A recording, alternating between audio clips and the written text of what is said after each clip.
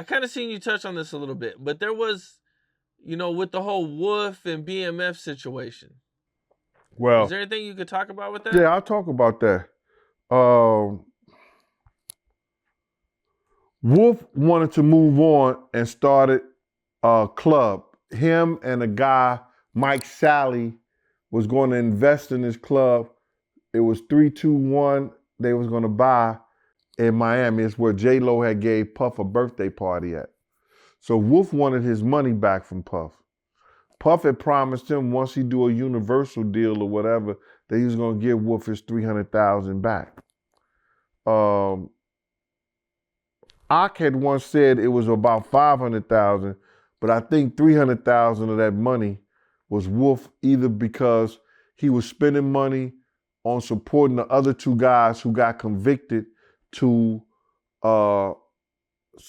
they got 9, 16 to life sentences for conspiracy of selling drugs. So Wolf was spending his money on helping them, their families and everything like that.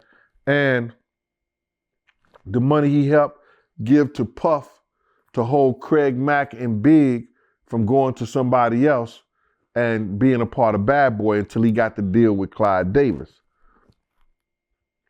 So now,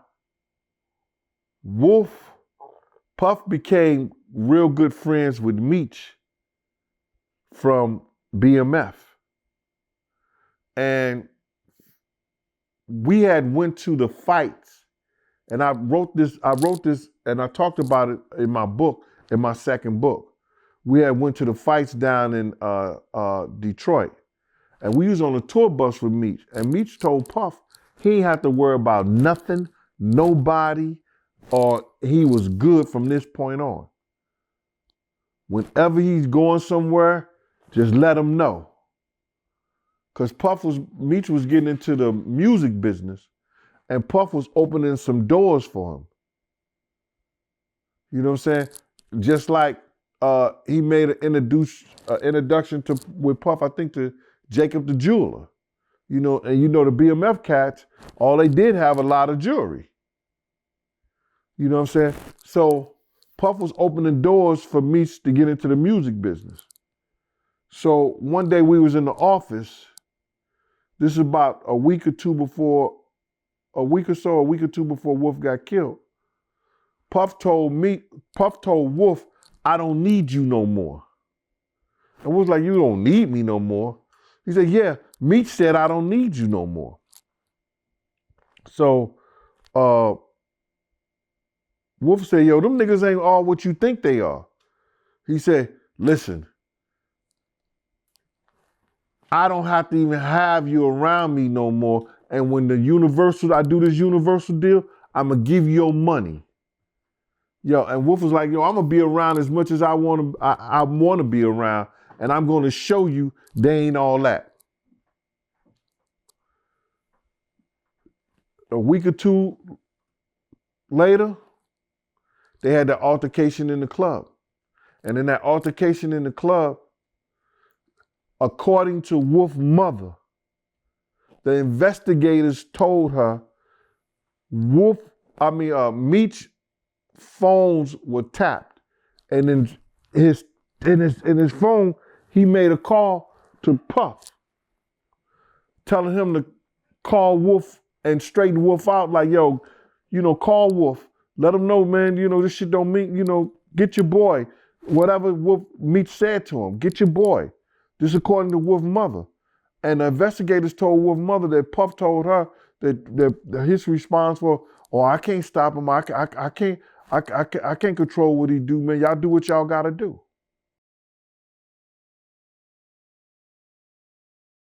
And Wolf ended up dying that night.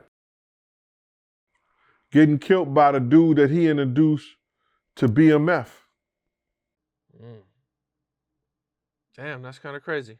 Damn. I think you said you introduced Diddy to Jacob, the jeweler?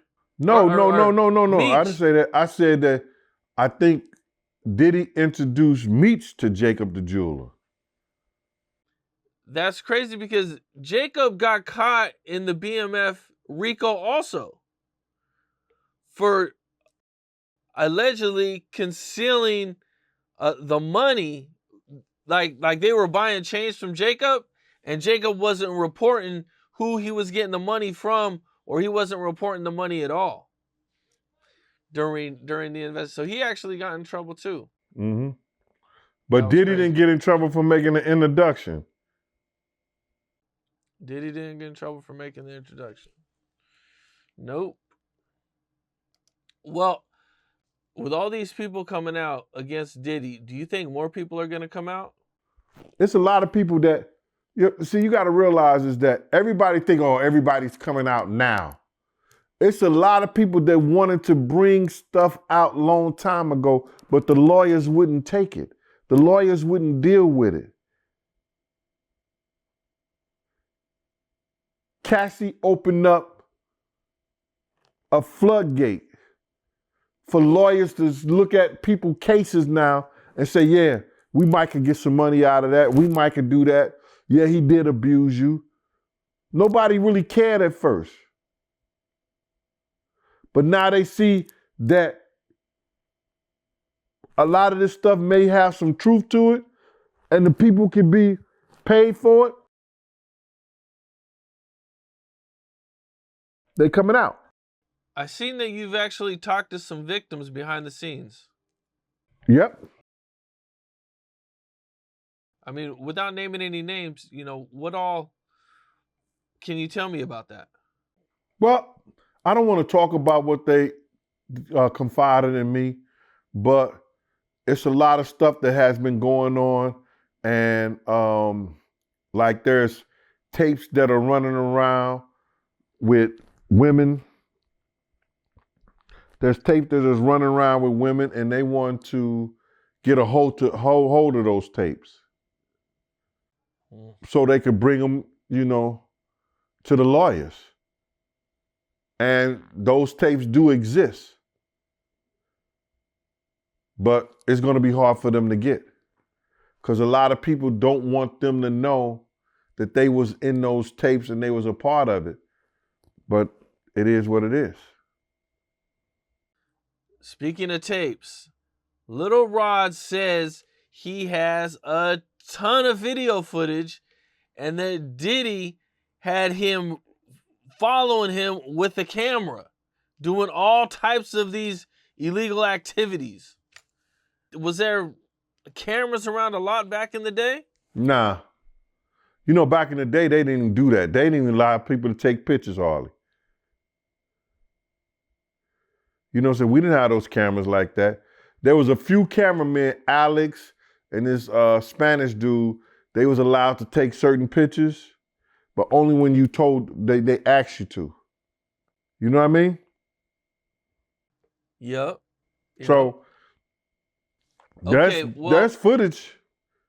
There's footage. I have a tape of the party that Diddy gave after Shine was convicted. Oh, that's interesting. Okay, Diddy threw a party for him beating his case. I take it. Yeah. Okay. Is there anything on there, or it's just a normal party? Just a normal party. I mean, was this just a normal party, or was this like a Diddy party? It's a normal party. It's a normal Diddy party. Because you got to realize he was normal back then. He was Okay. he was the normal Diddy back then. Now he Brother Love. Okay, well, I guess there was a situation with Diddy and a rapper, and they were in a hotel room for hours. Who's that? That you kind of talked about. I believe it was Ja Rule. No, bro. No. Stop it. Yo, Cam. Diddy had Sarah and Sarah's girlfriend, right? He was trying to use them to go at Ja Rule so Ja Rule could go at Jay-Z. He was trying to set Ja up and try to have those girls, throw themselves on Ja Rule in the hotel room, and they was all in the room together. When I got into an altercation with a guy who tried to get in the room, Puff and Ja Rule ran out. And when they ran out, because of the commotion, they was grabbing towels because they was naked when they came out. So he was in there, they both was in there with women. What's up? This is Cam Capone. We got more content like this coming soon, so hit that like button, subscribe, and stay locked in to Cam Capone News.